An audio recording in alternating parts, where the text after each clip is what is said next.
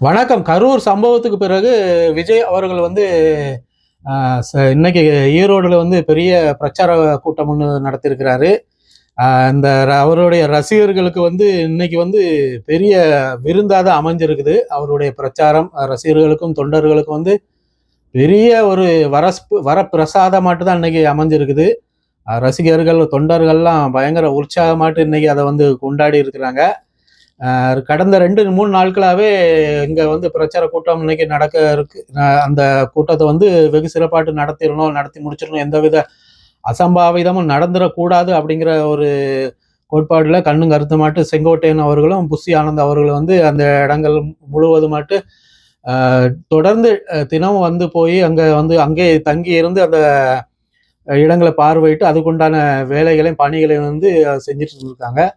இந்த சூழ்நிலையில வந்து இன்னைக்கு விஜய் அவர்கள் பேசுவார் அப்படிங்கிற இந்த 12 மணில இருந்து 1 மணிக்குள்ள பேசுவாங்க, கூட்டம் நடத்தி முடிச்சிடணும் அப்படின்ட்டு சொல்லியிருந்தாங்க. அதே போல 12 மணிக்கெல்லாம் விஜய் அவர்கள் வந்துட்டாங்க. காலையில இருந்து மக்கள் வந்து கூட ஆரம்பிச்சிட்டாங்க. சொல்லப்போனா நேற்று நைட்டுல இருந்தே அங்க கொஞ்சம் கொஞ்சமாட்டு போக ஆரம்பிச்சிருக்கிறாங்க. காலையில இருந்து நிறைய பேர் அங்க கூட ஆரம்பிச்சிட்டாங்க. இப்போ இன்னைக்கு நடந்த கூட்டத்துல வந்து எந்த QR கோடு டோக்கன் அந்த மாதிரி எதுவுமே கிடையாது. யாருனாலும் வரலாம் போகலாம் அப்படிங்கிற மாதிரி தான் அங்கே அனுமதி அளிக்கப்பட்டிருந்தது. நிறைய காவல்துறைகள், அது மட்டும் இல்லாமல் தாவேக கட்சி தொண்டர்களும் வந்து அங்கே பாதுகாப்பு பணியில் வந்து அங்கே சிறப்பாட்டு செயல்பட்டு இருக்காங்க. இன்னைக்கு பரவாயில்ல, மற்ற கூட்டங்கள் மாதிரி கரூரில் நடந்த அந்த சம்பவம் மாதிரி இல்லாமல் எல்லாமே தனித்தனியாட்டு நல்ல செட்டப்பாட்டு தான் பண்ணியிருந்தாங்க.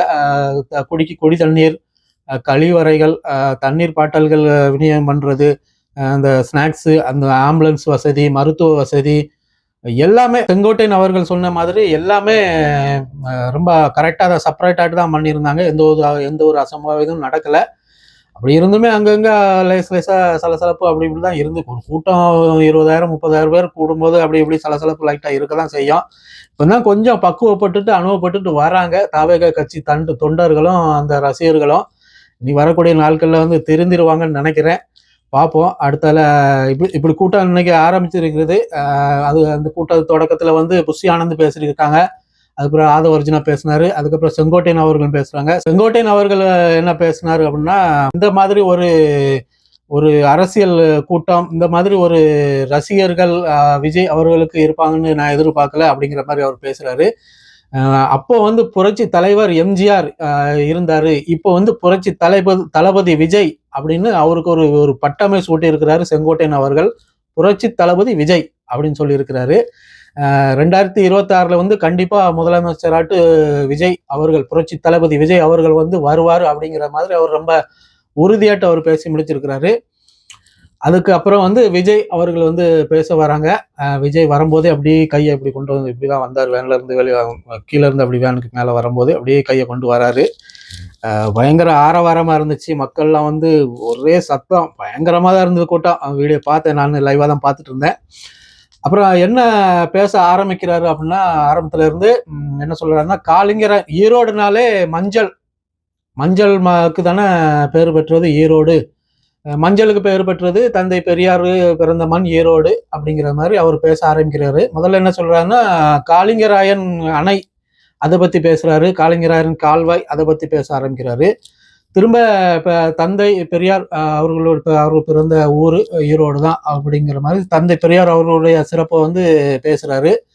இங்க வந்து யாருக்கும் தந்தை பெரியாரும் எம்ஜிஆர் அவர்கள் வந்து யாருக்கும் உரிமை கொண்டாட முடியாது, யாருக்கும் அவங்க சொந்தம் கிடையாது, யாருனாலும் அவங்கள பத்தி பேசலாம், நீங்க வந்து எப்படி எம்ஜிஆரை கையில் எடுத்துட்டு வரலாம், எப்படி பெரியாரை கையில் எடுத்துட்டு வரலாம் அப்படிங்கிற மாதிரி கேள்வி கேட்குறாங்க. அப்படி கிடையாது. தந்தை பெரியாரு வந்து ஒரு பொதுவானவர், தமிழ்நாட்டு மக்களுக்கான சொந்தமானவர். அது போலதான் எம்ஜிஆர் தமிழ்நாட்டு மக்களுக்கான சொந்தமானவர். யாருனாலும் எம்ஜிஆரை பத்தி பேசலாம், யாருனாலும் அவர்களுடைய நல்ல கொள்கையையும் நல்ல கோட்பாடுகளையும் கையில் எடுத்துக்கலாம். அந்த விதத்துல வந்து நான் வந்து பெரியார்களுடைய நல்ல கொள்கையையும் எம்ஜிஆர் அவர்களுடைய நல்ல கொள்கையும் வந்து நாங்க எடுத்துக்கிட்டோம். அப்புறம் என்ன சொல்றாருன்னா, நான் சலுகைக்கு எதிரானவன் அல்ல அப்படிங்கிற மாதிரி அவர் சொல்றாரு. அதாவது மக்கள் காசுல இருந்து எடுத்து கொடுக்கக்கூடிய அந்த சலுகைகள், அந்த திட்டங்கள் வந்து எப்படி இலவசமா ஆகும் அப்படிங்கிற மாதிரி அவர் கேட்கிறாரு கேள்வி. இப்போ தமிழ்நாடு முதலமைச்சர் மு க ஸ்டாலின் அவர்கள் வந்து மடிக்கணினி கொடுப்பேன்னு சொல்லியிருக்கிறார் இல்லையா, அது போக பெண்களுக்கு இலவச பேருந்து அப்படின்னு சொல்லியிருந்தாங்க இல்லையா, அதை வந்து அவரு குற்றம் வச்சு சொல்றாரு. இவ்வளவுதான் நீங்க வந்து மக்கள் காசுல இருந்து மக்களுடைய வரி பணத்துல இருந்து எடுத்து கொடுத்துட்டு அதையே நீங்க வந்து சொல்லி காட்டுறீங்க, நாங்க தான் கொடுத்தோம், நாங்க தான் வச்சோம் அப்படிங்கிற மாதிரி. இந்த கருத்துல வந்து நம்ம ஒரு ஏற்றுக்கொள்ளக்கூடிய கருத்து தான் விஜய் அவர்களுடைய கருத்து. அவங்க சொந்த காசுல இருந்து யாருமே இதுவரைக்கும் தமிழ்நாட்டுல இருந்த ஆண்ட கட்சிகள் வந்து யாருமே அவங்க சொந்த காசுல இருந்து எடுத்து கொடுக்கல இல்லையா. அப்படி இருக்கும்போது மக்களுடைய வரி பணத்துல தான் இருந்து எடுத்து கொடுத்துட்டு இருக்காங்க. அப்படி இருக்கும்போது எப்படி அது வந்து இலவசமாகும்? மக்கள் காசு தானே. அந்த இலவசமா எடுத்து கொடுக்கக்கூடிய அந்த திட்டத்திலையும் வந்து இவர்களுடைய புகைப்படங்களை யார் ஆண்டுட்டு இருக்காங்களோ அவர்களுடைய புகைப்படத்தை பெருசா போட்டு என்னமோ அவங்க கை காசுல இருந்து கொடுத்த மாதிரி, அவங்க கட்சியோட காசுல இருந்து எடுத்து கொடுத்த மாதிரி தானே செய்யறாங்க. அதை தான் வந்து விஜய் வந்து சொல்லி காட்டுறாரு. இப்படி மக்களுடைய வரி பணத்துல இருந்து எடுத்து கொடுத்துட்டு நீங்க வந்து இலவசம் இலவசம் சொல்லிட்டு அதையும் நீங்க சொல்லி காட்டுறீங்க, ஓசி பஸ் ஓசி பஸ் அப்படிங்கிற மாதிரி அவரு பெரும் ஒரு குற்றச்சாட்டை வந்து அந்த இடத்துல முன் வச்சிருந்தாரு. விஜய் வந்து 10 நிமிஷம் தான் பேசுறான், எல்லா அரசியல் கூட்டத்திலயுமே 10 நிமிஷம் தான் பேசுறான். அப்படி 10 நிமிஷம் பேசுறதுலயுமே வந்து எந்த ஒரு அர்த்தமும் இல்லை, ஒரு வெட்டியா தான் பேசுறாரு அப்படிங்கிற மாதிரி நிறைய விமர்சனங்கள் இருந்து இல்லையா. அந்த விமர்சனத்துக்கு பதிலடி கொடுக்கும் விதமா இன்னைக்கு விஜய் சொல்லியிருக்கிறாரு. என்னன்னா, நான் 10 நிமிஷம் பேசினேன், உங்களுக்கு என்ன பிரச்சனை, எவ்வளவு நேரம் பேசினா உங்களுக்கு என்னங்க பிரச்சனை அப்படிங்கிற மாதிரி அவரு கேட்கிறாரு. அந்த 10 நிமிஷத்துல நான் என்ன பேசுறேன், என்னுடைய கருத்து என்ன இருக்கு, அதை மட்டும் நீங்க பார்க்க வேண்டியதுன்னு. 10 நிமிஷம் தான் பேசுறோம் அப்படிங்கிற மாதிரி ஏன் இந்த மாதிரி நீங்க விமர்சனம் பண்றீங்க? அதாவது உங்களை மாதிரி கீழ்த்தரமா எனக்கு பேச முடியாது. தனிப்பட்ட முறையில வந்து நீங்க அசிங்கமாட்டும் ஒரு கொச்சியாட்டும் நீங்க பேசுவீங்க, அந்த மாதிரி எனக்கு பேச தெரியாது அப்படின்னு சொல்லிட்டு திரும்ப என்ன சொல்றாருன்னா, ஆனா அப்படியும் எனக்கு பேச வரும். உங்களை விட மோசமாட்டு, உங்களை விட கொச்சையாட்டு அருவருப்பாகவும் எனக்கு பேச தெரியும். ஆனா அது நாகரிகம் இல்லை. அப்படி பேசுனா உங்களுக்கும் எனக்கும் வித்தியாசம் இல்லாம போயிடும். அதனால நான் வந்து அப்படி பேசுறதுக்கு எனக்கு விருப்பம் இல்லை அப்படிங்கிற மாதிரி அவரு பதிலடி கொடுக்குறாரு. இப்படி விஜய் அவர்கள் வந்து பேசிட்டு இருக்கும் போதே விஜய் கட்சி தொண்டர் ஒருத்தர் வந்து மேல ஒரு கம்பத்துல ஏறிட்டாப்ல. அந்த ஸ்பீக்கர் பாக்ஸ் கட்டி தொங்கிட்டு இருப்பாங்க இல்லையா, கிட்டத்தட்ட ஒரு 20 அடி இருக்கும்னு நினைக்கிறேன். அந்த கம்பம் 15-20 அடி இருக்கும். அந்த கம்பத்துல மேல ஏறிட்டாப்ல. ஏறி நின்று விஜய் அவர்களுக்கு பிளேன் கிஸ் கொடுக்குறாரு. விஜய் அவர்கள் வந்து கடுப்பாயிட்டாப்ல. தம்பி கீழே இறங்கு, ஏடா ஏன்டா உயிரை வாங்குறீங்க, இப்படிதான்டா என்னைய கேவலப்படுத்துங்க, அசிங்கப்படுத்துங்களா அப்படிங்கிற மாதிரி அவர் முகப்பாவனை இருந்தது. கீழே இறங்கி தான் தொலைங்களாண்டா. இங்க நம்மளும் அதை தான் கேட்கறோம், ஏன்டா இப்படி அசிங்கப்படுத்துறீங்க அவரை.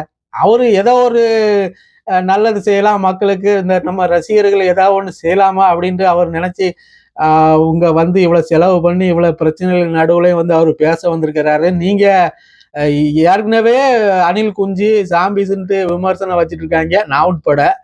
இப்படி இருக்கும் போது மேல மேல அதற்கு தீனி போடுற அளவுக்கு நீங்க மறுபடியும் அங்க மேல ஏறி கம்பத்துல ஏறி கட் அவுட்ல ஏறி இந்த மாதிரி பிரச்சனை பண்ணிட்டு இருந்தா அது நல்லாவா இருக்குது? கொஞ்சம் திருந்த பாருங்க அப்படிங்கிற மாதிரி தான் நம்மளும் சொல்றோம். அதை தான் வந்து இன்னைக்கு விஜய் அவர்கள் வந்து சொன்னாரு, கீழே இறங்குப்பா தம்பி அப்படிங்கிற மாதிரி அவர் சொன்னாரு. அவர் கீழே இறங்காம பிளேன் கிஸ் கொடுத்துட்டு தான் இருந்தாரு.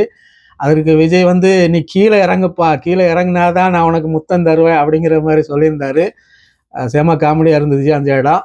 அப்புறம் கீழே இறங்கினாப்புல அப்படி அந்த பாதுகாப்புல இருந்தாப்புலயே கட்சி தொண்டர்கள் வந்து அவங்க வந்து கீழே இறக்கி விட்டாங்க. கீழே இறங்கிட்டாப்புல. கீழே இறங்கின பிறகு விஜய் அவர்கள் வந்து பிளேன் கிஸ் கொடுத்தாரு. ஒரே சத்தம் ஆர்ப்பரிப்பு தான் அங்க பயங்கரமாட்டு நடந்தது. இப்படி அவரு கீழே இறங்கின பிறகு திரும்ப பேச ஆரம்பிக்கிறாரு விஜய் அவர்கள் வந்து. செங்கோட்டையன் அவர்களை பத்தி பேசுறாரு. செங்கோட்டையன் அவர்கள் வந்து தாவேக கட்சியில வந்து இணைஞ்சது வந்து எங்களுக்கு பெரிய பலம், ஒரு பெரிய யானை பலத்தை வந்து அடைஞ்சது மாதிரி நாங்க உணர்றோம் அப்படிங்கிற மாதிரி சொல்றாரு. செங்கோட்டையன் அவர்களை மாதிரி இன்னும் நிறைய பேர் கட்சியில வந்து சேர இருக்கிறாங்க அப்படிங்கிற மாதிரி ஒரு குண்டை தூக்கி போடுறாரு. அப்படி சேர்ந்தாங்க அப்படின்னா மற்ற எதிர்கட்சிக்கு வந்து கொஞ்சம் பிரச்சனை தான். தாவேக கட்சிக்கு ஒரு பெரிய பூஸ்டா தான் அமையும். திரும்ப என்ன சொல்றாருன்னா, சமீபத்தில் வந்து தமிழ்நாடு முதலமைச்சர் ஐயா மு.க. ஸ்டாலின் அவர்கள் வந்து ஒரு மேடையில பேசியிருந்தார்களே, என் கேரக்டரே நீங்க புரிஞ்சுக்கிட மாட்டேங்கிங்களே அப்படின்னு சொல்லியிருந்தார்களே, அதை வந்து இங்க விஜய் அவர்கள் வந்து பேசி காட்டுறாரு. இப்போ என்ன கேட்கிறாருன்னா, நீங்க மட்டும் மேடைகள்ல வந்து சினிமா டைலாக் பேசுறீங்களே, அந்த என் கேரக்டரே புரிஞ்சிக்க மாட்டேங்கன்னு பேசுறீங்களே, அது வந்து சினிமா டைலாக் இல்லாம சிலப்பதிகாரத்துல இருந்து கொண்டு வந்தீங்களா அப்படிங்கிற மாதிரி கேட்கிறாரு. நான் மட்டும் மேடையில வந்து ஏதாவது பேசணும்னா பஞ்சு டைலாக் பேசணும்னா விஜய் பத்தி அவன் ஒரு நடிகன் தானே, அதனால நடிகன் மாதிரி பஞ்சு டைலாக் பேசிட்டு போயிடுறான் அப்படின்னு நீங்க வந்து என் மீது விமர்சனம் வைக்கிறீங்க, குற்றச்சாட்டு வைக்கிறீங்க.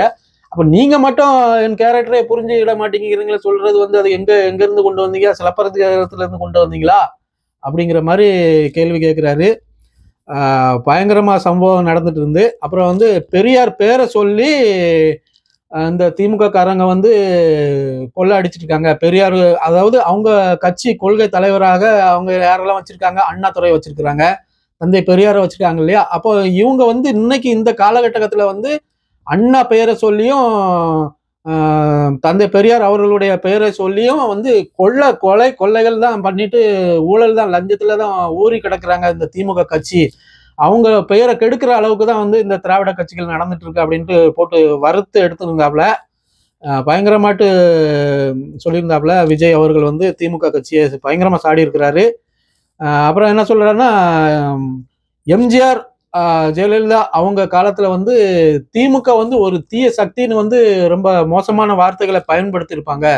அது அப்ப வந்து நான் ஏன் இவ்வளவு மோசமான வார்த்தையை பயன்படுத்துறாங்க அப்படின்னு யோசிச்சுட்டு இருந்தேன். ஆனா இன்னைக்கு இருக்க கால சூழ்நிலையில திராவிட கட்சி திமுக கட்சி வந்து இவ்வளவு மோசமான ஆட்சியை கொடுத்துட்டு இருக்கும்போது அவங்க அன்னைக்கு பயன்படுத்தின அந்த வார்த்தை சரிதான் அப்படின்னு எனக்கு தோணுது. அந்த வார்த்தையை வந்து நான் இன்னைக்கு பயன்படுத்துறேன், இன்னைக்கு சொல்லி காட்டுறேன். திமுக வந்து ஒரு தீய சக்தி, தீய சக்தி, தீய சக்தின்னு அவரு திரும்ப திரும்ப சுத்தி சுத்தி சொல்லிட்டு தான் இருந்தாரு.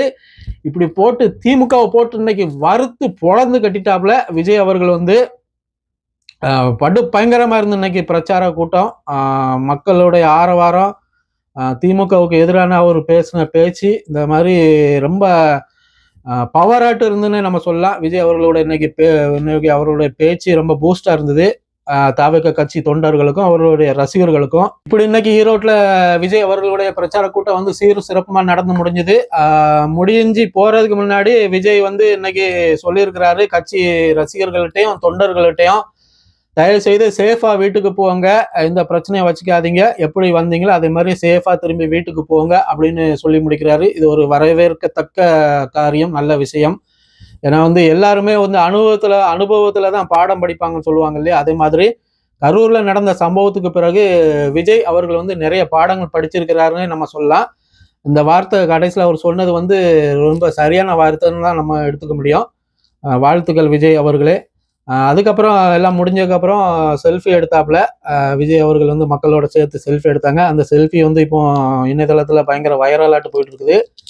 பார்ப்போம். விஜய் அவர்கள் இன்னைக்கு வந்து திமுகவை வந்து குழந்து தள்ளியிருக்காப்புல ஈரோடு பிரச்சார கூட்டத்துல. செங்கோட்டையன் அவர்களை மாதிரி இன்னும் நிறைய பேர் வந்து சேருவாங்க அப்படின்னு சொல்லியிருக்கிறாங்க. 2026 வந்து மக்கள் வந்து விஜய்க்கு ஓட்டு போடுவாங்களா, விஜய் முதலமைச்சர் ஆக்குவாங்களா அப்படின்னு தேர்தல் முடிவுக்கு பிறகுதான் தெரிய வரும். மீண்டும் ஒரு காணொலியில் சந்திக்கலாம். நன்றி, வணக்கம்.